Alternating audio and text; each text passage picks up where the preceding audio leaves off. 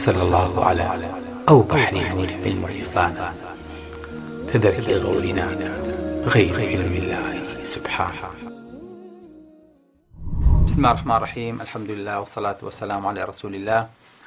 برانی بەڕێز خوشکانی عزیز، ڕۆژوانانی خۆشەویست، خۆشحاڵم دێنەوە خزمەتتان لە یەکێک لە ڕۆژەکانی مانگی ڕەمەزانی پیرۆزە. خۆی گەورە تاعەت و عیبادەتی هەمولایە قبوڵ بفەرمێ و هاتینە سەرباسی کۆتاییەکانی خواردنەکانی پێغەمبەری خوا صلی الله علیه و سەلەم کە نۆشی کردوون، یەخوا عافێتی بێ، ئەویش خواردنی میوەیە.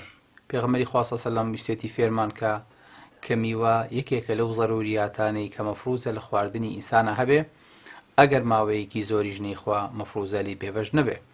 بۆیە پێغەمبەری خوا صلی الله علیه و سەلەم میوەی خواردووە بۆ ئەوەی کە فێری ئومەتەکەی کە. بۆیە لە خواردنی پێغەمبەری خوا صلی الله علیه و سەلەم یاخود لە حەدیثە کە بۆمان جێڕاوەتەوە پێغەمبەری خوا صلی الله علیه و سەلەم کۆمەڵێ میوەی خواردووە. یەکێ لەو میوانەی خواردوێتی میوەی شووتی بووە. جا شووتی حسێبە لەسەر سەوزە یاخود لەسەر میوە، گرنگەوەی پێغەمبەری خوا صلی الله علیه و سەلەم شووتی خواردووە. شووتی یەکێکە لە مادە سوودبەخشەکان و زۆر ئیسفادەی هەیە بۆ ئینسان. یەکێکە لە مادە پڕ ئاوەکان کە لە سانەوەت زیاتری ئاوە و شەکری تایە و تاقەیەکی زۆری تایە و سەهلە لەسەر مەعیدە، ڤیتامین و معدەنێکی زۆر و مینەڕاڵێکی زۆری تایە. یەکێکە لە هۆکارەکانی لابردنی بەردی گورچیلە، زەختی ئینسان دابەزێنێ، زۆر جار نەزیفی ئینسان ئەوەستێنێتەوە، پێسی ئینسان جوانەکە، وەکو چۆن هەر خۆی پێستەکەی جوانە. زۆر جار میوە کە بینین خۆشەویستەکانە، میوە کە لە دەرەوە ئیبینی تعبیر لە ناخی ئینسانەکە خۆیەکە. یعنی شووتی چەند لە دەرەوە جوانە، ئاواش تەسی لەسەر پێسی ئینسانەکات و پێسی ئینسان جوانەکە.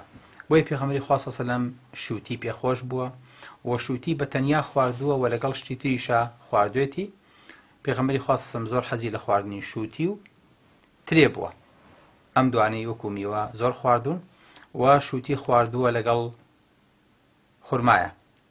فەرمیەتی گەرمی ئەم بە ساردی ئەوە کوژین. هەتا ئێستاکەنە طب تحلیلێکی بۆ ئەمە نییە، تحلیلێکی واقعی بۆ ئەمە نییە. پێغەمبەری خوا صلی الله علیه و سەلەم مەبەستی چییەکە؟ فەرمێ نەکسیر و حەڕ هذا ببەردی هذا و بەردی هذا بحەڕی هذا. ئەفەرمێ گەرمی ئەم،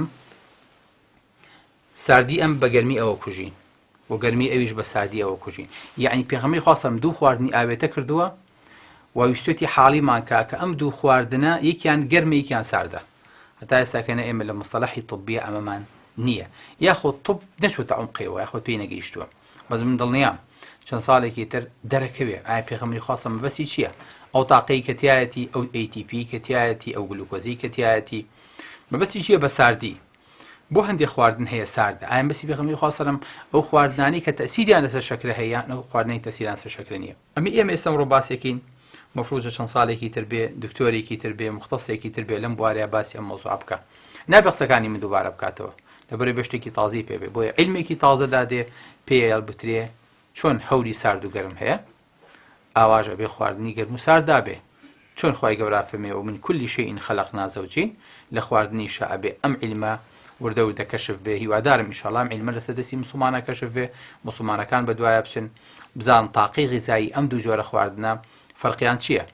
یاخود پێغەمبەری خوا صلی الله علیه و سەلەم ترۆزی خواردووە؟ بەڵێ پێغەمبەری خوا صلی الله علیه و سەلەم ترۆزی خواردووە. ترۆزی یەکێکە لەو مادانەی کە فایبەری زۆرە و مهدئە و منەظیمە و حراری ئینسان دابەزێنێ و یارمەتی هەزمی خواردنەدا و یارمەتی جومگەکانەدا. خواردنێکی زۆر بەسوودە، خواردنێکی زۆر بە ئیسفادەیە. پێغەمبەری خوا صلی الله علیه و سەلەم بۆیە خواردوێتی، بەڵام زۆر جار لەگەڵ خورمایە خواردوێتی. دیسان خواردنێکی سارد لەگەڵ خواردنێکی گەرما پێغەمبەری خوا صلی الله علیه و سەلەم نوێشی کردووە. پێغەمبەری خوا صلی الله علیه و سەلەم چیتری خواردووە؟ پێغەمبەری خوا صلی الله علیه و سەلەم زەبیبی خواردووە. زەبیب چییە خۆشەویستەکانم؟ پێغەمبەری خوا صلی الله علیه و سەلەم هاتووە، ئەمە چییە؟ ئەمە مێوژە.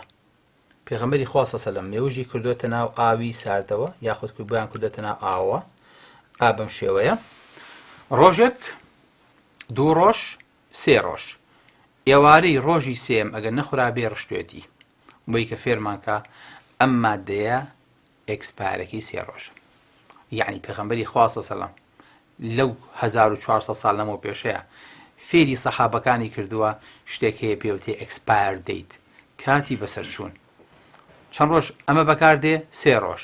مادەم خواردنێکی تەڕە هەتا مێوش بوو ئەکرا بەس مادەم تەڕ بوو کاتەی سەکەنە تەفاعولات دەکات سەکەنە مەجای هەیە میکرۆب لەسەری بنیشێ ئێستا مەجای بگۆڕێ بۆ مادەیەکی تر مەجای هەیە ژەهرابی بێ بۆیە ڕۆژێک دوو ڕۆژ ئێواری ڕۆژی سێم پێغەمبەری خوا سەڵ سەلەم ڕۆشتوەتی سوبحانە سێریم عیلمەکە چی ئەمی فێری پێغەمبەری خوا کردو سەڵ سەلەم کە ئەبێ ئەمە سێ دانە ڕۆژ بخورێ و زیاتری لێ نەخورێ یەکێکی تر لە خواردنەکانی پێغەمبەری خوا سەڵ سەلەم خۆشەویستەکانم خوربوزە بووە یاخود خەربوزە بووە ئەمە ئایزەکانم کە فارسی پێڵە خەربوزە یاخود لە سونەتە هاتۆ پێوتێ خوربوزە ئەمە وەکو کاڵک وایە تۆزێ درێژکوالەترە پێغەمبەری خوا سەڵ سەلەم لەگەڵ خورمایە خواردوێتی دیسان فەرمیەتی هومە الئەطیبان ئەمە دوو خواردنە چاکەکەن یاخود دوو خواردنە بەسوودەکەن یاخود دوو خواردنە پڕبەرەکەتەکەن لەبەرەوە هەر لە کوردواری خۆشمانە پێوتێ خەربوزە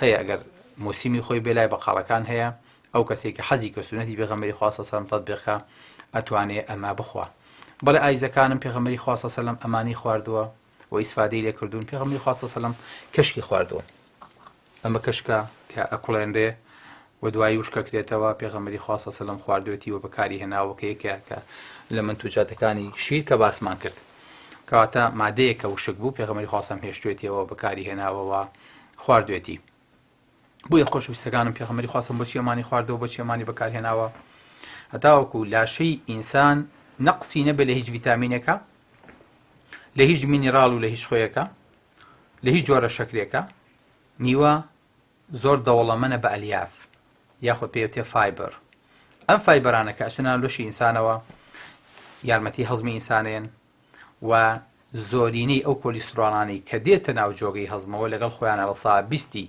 بە دوای خۆیانە بە کێشەکە نێڵنجاری تێ بمژرێتەوە سوڕێکی تر تاوکە و کۆلیسترۆڵ و بەردی زراو بۆ ئینسان دروستکە بەرەو لەگەڵ خۆیان ڕایان ماڵێ بۆیە ئەلیافی ئەم خواردنانە زۆرە کە ئینسان ئەبێت زیاترینی بخواوە بە ئیتیمامی پێباوە ئەبێ بیکا بە مەزدەرێکی غذایی خۆی و ناتوانێت ئینسانی استەغنای لێ بکە بەڵێ خۆشەویستەکانم و میوەش ئەمڕۆ یەکێکە لەو خواردنانەی کە وەکو چارەسەر و وەکو وقایش بەکارهێندێ بۆ لاشەی ئینسان بۆیە هەر کاتی ئینسان ئەمانی بەکارنێنا میوەی بەکارنێنا وەکو پێویست بەداخەوە سەقافەتێکی زۆر کەممان هەیە بەرامبەر بە میوە خۆزگایە لە جیاتی ئەوەی کە خواردنی دەرەوەمان بۆ مناڵەکانمان ئەکڕی خۆزگایە فێری ئەوە بووین زەڵاتی میوە بۆ مناڵەکانمان بکەین چەند میوەیەکی بۆ تێکەڵکەین شربەتی بۆ بکەین بەسەرا کۆچکێکی بینێ فەرمو بڵین ئەمە زەڵاتەیە بیخۆ چۆن زەڵاتی تەماتە و خەیارەکەین ئاوا فێری زەڵاتی میوە مامکردنای مناڵەکانمان فێری خواردنی مام بکردایە چکە زۆر دایک مناڵەکەی هێنێ قەبزە یاخود کێشەی تری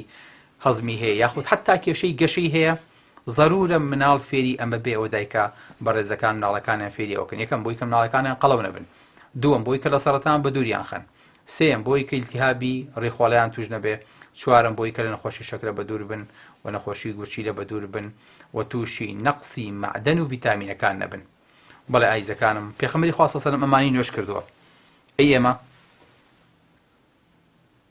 پێغەمبەری خوا سەڵ سەلەم بە زمانی حاڵ پێمانە فەرمێت من ئەوەی کە لە منتەقەی خۆما لە بیابانی خۆما لە دەوروبەری مەکە و مەدینەی خۆم شکم برد و دەستم کە و خواردم چونکە ئەمانە ضرورە بۆ لاشەی من ئەمانەش سونەتن بەڵام ئێوە لە منتەقەی خۆتانە چ جۆرە میوەیەکی تر شک ئەبن کە لە خاکی خۆتانایەتە بەرهەم ئەمە بۆ لاشەی ئێوە ضرورە چونکە ئێوەش لەو خاکە دروست بوون ئینسان لەسەر هەر خاکێ پێ ئەگا لەسەر هەر خاکی ئەژی میوەی ئەو منتەقەیە زیاد لە هەموو میوەیەکی تر ضرورە بە لاشەی بۆیە ئینسان باشترین شت لە میوەک حتا کە بیخوا میوەی مستەورد نییە میوەیەک نییە کە لە وڵاتێکی ترەوە بێ میوەی خاکی خۆی ئێسێمە لە کوردستانی خۆمانە چیمان هەیە هەموو ئەو میوانە لە ترێ لە هەنجیر لە قەیسی لە قۆخ لە هەنار لە گوێس هەموو ئەو میوانی کە لە منتەقەی خۆمان ئاڕوێ لاشەی ئێمە پێویستی پێیەتی بۆیە لەسەر ئەرزی ئێمە پێ ئەگا بۆیە لەگەڵ سونەتی پێغەمبەری خوا سەڵ سەلەم